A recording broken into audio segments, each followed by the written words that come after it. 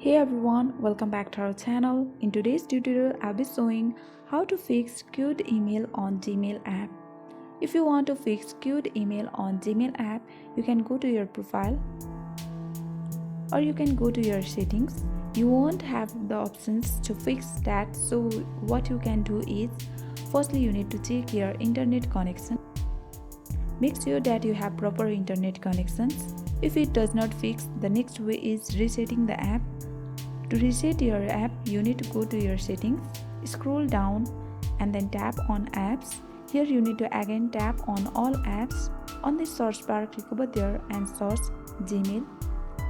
When you get access to your Gmail info, then tap on storage and cache. Then after that you need to tap on clear storage.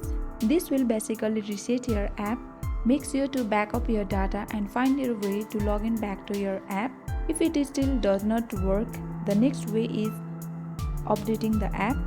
To update your app, you need to go to your App Store or Play Store. On the search bar, click over there and search Gmail. To the right side of Gmail, it will either say update or open. If it says update, that means your app needs to be updated. Here you can see our app is not updated. Let's tap on update.